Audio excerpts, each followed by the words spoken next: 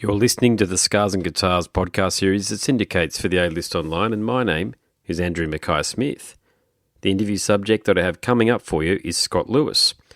He fronts a technical death metal band from San Diego called Carnifex, and the reason for the conversation is to promote their August 2nd, 2019 release called World War X. So let's have a listen to what Scott has to say. Here we go. Hello. Hey, Scotty, it's Andrew Mackay-Smith calling. How are you, mate? Doing well. How are you? Mate, plugging away. It's a sprightly 6 a.m. here, and where I'm from in the world, it usually doesn't go below about 15 degrees, but I'm just going to check what temperature it is outside at the moment. This is really unusual for us, 6 degrees. A little Celsius. cold, huh? Yeah, it's weird. It's probably doesn't feel like it's 6 degrees, to be honest with you, but it feels like it's about 12 or 13 because we don't have the wind blowing through. But mate, it's winter and we only get a few weeks of it here. You know, when I say winter, genuinely cold weather, and in that sense, so I'm not going to complain too much, mate. No point in complaining. Can't change a bloody weather, can we? No, I feel you. Our winter's pretty mild as well, where I'm at in San Diego. So. San Diego reminds me a bit of Sydney, actually, mainly because of the gum trees. Yeah. You know, you probably know what I'm talking about. Yeah, it was so weird the first time I went there and I saw all these gum trees. It felt like I was driving through Lane Cove National Park in Sydney or something. So I think if there was one city that I was going to live in the States, it'd be that one.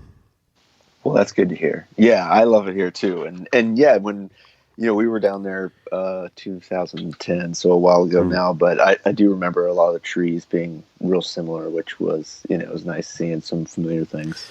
It is, yeah, a bit of that familiarity on tours. So, but mate, this album here, let's talk about this one here. So, is it World War X or World War 10? X. There you go. So that's the name of the new album. I've had it for a couple of weeks. So I've had quite a few listens to it. There are plenty of the things that make a Carnifex, for it to be a great Carnifex album. I'm not too familiar with your back catalogue to really say it's your best album, but I know you think that because, of course, I've got the bio there. But here's my question for you, okay, because this is the point that I want to make here. Do you think that this is the one? Do you think this is the album that will give you the reach and the success that I think you so richly deserve? Well, first of all, thank you for that. I appreciate that compliment. That's a tricky one to answer. I want to think it is. I want to believe it is. I hope it is. We really did put everything into the record, but not in like a, kind of calculated, we're going to get big way. And that it was really kind of just an inspired record from us as like a musician standpoint. We just had a great time writing it. We got along so well writing it. It was really a fun experience. It was probably the most fun I've ever had working on an album. So in that sense, yeah, I sure hope it is, but it's also like a tricky landscape right now. It's just kind of hard to be able to figure out, kind of what's the avenue to take for reaching people and getting our, sort of cutting through that static. And I believe it's the best record, but how do you get people to take that 30 minutes to give it a chance? That's really what we're fighting right now. Yeah, exactly, mate. Mate, you're fighting all sorts of things. It's not just about it's the attention spans of human beings. It's not just their preferences in music at the moment. I mean, I'm back at uni, journalism student with a social media major, and we're actually learning how quickly people's attention span switch from one subject matter to another one, and they just gloss over things. And it's really hard, especially for musicians such as yourself. You got to, you're at this point, you could almost call yourselves veterans. Okay, you know what you're doing. Okay, it's a quality product, and I think if a hard rock or heavy metal fan out there really wants to get into a band who have a very consistent sound, and your voice is fantastic, mate, too, by the way, on this album here. It's just, thank you, just roars right through you. And I've listened to it with headphones on, and also on the predominant method that I listen to music is actually over the iPhone speakers. So I know your vocal, mate, whoever mixed that did a beautiful job, mastered it, did a beautiful job of making sure your vocal just sat right over the top of the guitars. Yeah, let me take a minute to thank those people. I have to say, so I did my vocals with Mick Kenny. He's a producer here in Southern California, just up the road in Huntington Beach. And the rawness that you hear on the record, that was a lot of just him and me working together, and us really saying, hey, we want to do these real big takes, kind of similar to how you would do them live. Because normally when you do a metal record, when you track the vocals, you're tracking it in like very small bits and pieces at a time. It's kind of a strange process, but we really wanted to get away from that. So I have to thank Mick for really helping me and leading me in that regard, and then Jason, who mixed the record, and then Ted Jensen master. They all did a great job, so I just want to give them credit.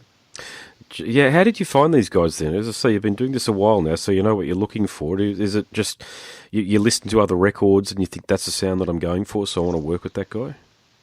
Yeah, in part, yeah, and they're also friendships, and they're, because for Carnifex, we're very, our control and agency over everything is super important to us, especially with this record. NB Nuclear Blast, they really said, they just took us off the leash and said, hey, we'll support anything you want to do as far as who you want to work with, the other people you want to work with. So, really for us, Jason, yeah, he's an amazing engineer, an amazing producer, but he's also a friend. We've done a bunch of records with him, and we've just known him for years now. And he's just a great collaborator. He's someone that, throws out amazing ideas, but if you need to push back against an idea, it's not like he's, some big scary producer or anything like that. And yeah, Mick's a friend. And then Ted Jensen, we don't know him personally, but his catalog speaks for itself. He mastered Pantera, he mastered Slipknot, Alice in Chains, awesome. Soundgarden, any legendary act, he had his fingerprints on it. So for us to be on that list too is, big thanks to Ted for making time for us.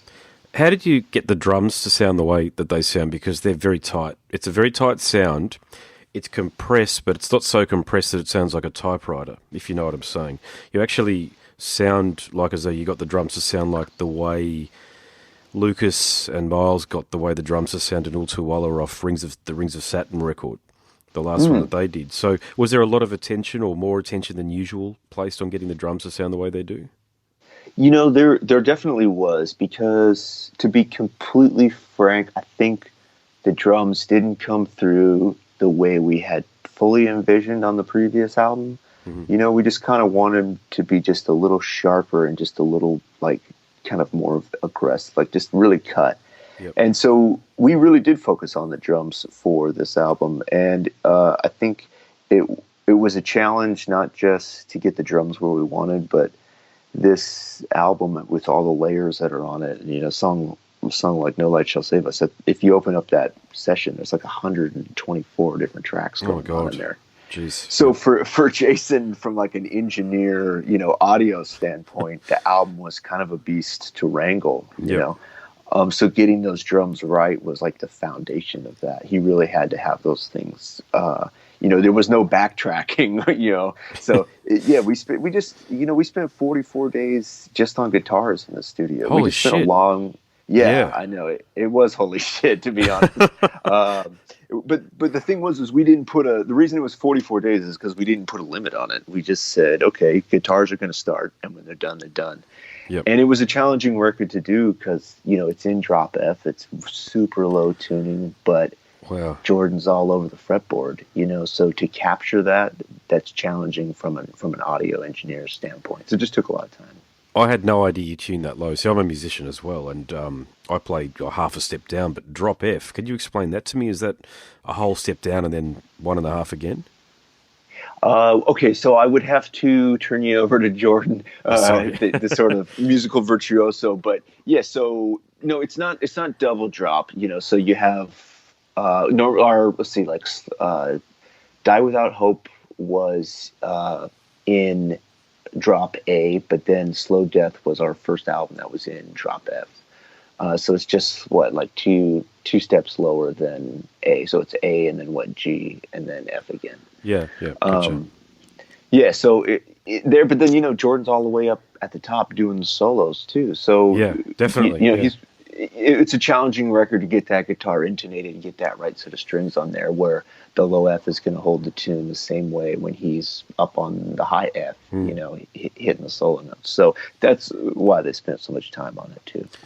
I think the band is famous for like this interstellar forward thrust thing that you guys have got going on with you roaring over the top of it. But one of the things that I really do enjoy about this album here is there's a slower moment. I wouldn't even call it a slower moment. It's not like Blessed Are the Sticks, Six style slower moment, but in this Infernal Darkness, after the noisy intro thing, that guitar riff that comes in, man, I wanted that one to come back in a few more times. I've got to tell you.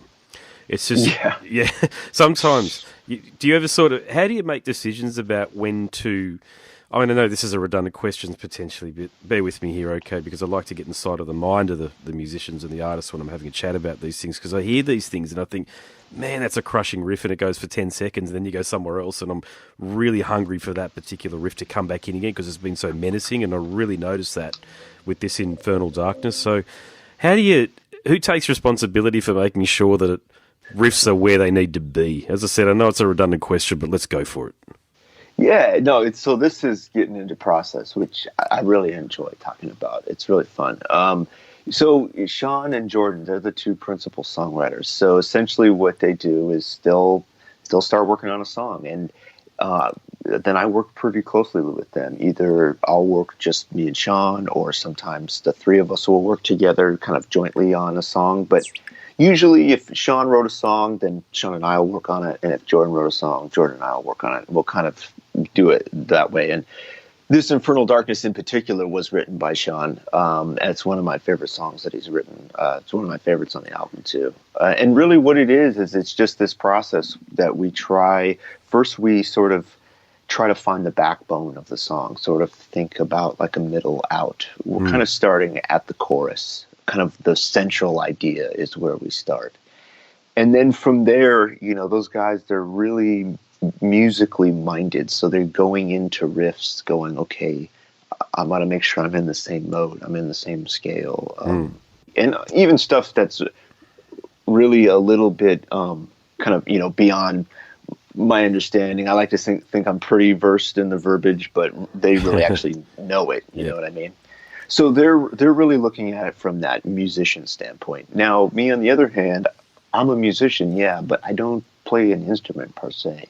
So I'm coming in from a vocalist standpoint, which is all about melody, which is different in that I don't have my technical glasses on like they do, which we need. I have more of like my listener, oh man, that's a hook. Let's hear that again. Yep. I'm the kind of the feeling guy. So when we get together, it's this great counterbalance of I'm kind of saying, hey, like, let's ride this feeling because I feel like the listener's going to like this because I like this. And I'm a fan of metal and I'm a fan of this song that you wrote. So let me put myself in the seat of the fan and try to see if I can sort of guide your technicality and then me looking for that good feeling that you want from a song. And then we just go back and forth and rewrite and do a lot of listening until we get it to where we're happy. Yeah, that's all you can really do, isn't it? You just put it in the cloud somewhere, go somewhere else, grab a beer, sit down and have a listen to it away from the recording environment, I assume? Yeah. Is that how it's done? Yeah. So what we did on this album in particular was when we were off a tour, we would really generate a lot of material and kind of in this free form way. They weren't necessarily 4 songs or full arrangements. It would maybe be 3 riffs that they thought went together, or maybe just one riff that they really liked, but it was just kind of on its own. So we just generate all this material and then sort of do these loose arrangements. And then from there, when we were on tour, we just listen. So while we're riding around playing shows, playing all our old songs, we're just listening. And if, across that month, whatever we don't like, we make a note in and then go in and fix. And you just keep doing that until you listen to the song for a month and go, wow, I can't think of anything to change. Sounds good.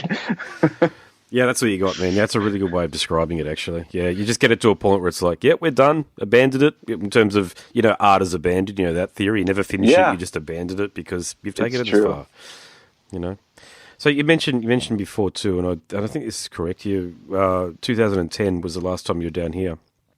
But you do have a fan base down here. I certainly see enough of your T-shirts at festivals when I go to the few that I do go to down here. But when do you think you'll be back down? I mean, it's tricky. We've been trying to get down, but we just aren't able to connect with the promoter. Is the reality of it? I know we tried hard to get down there when the Soundwave stuff was happening. Never had a chance to play that festival. And then I'm not sure. We just haven't really got a chance to connect with a promoter down there.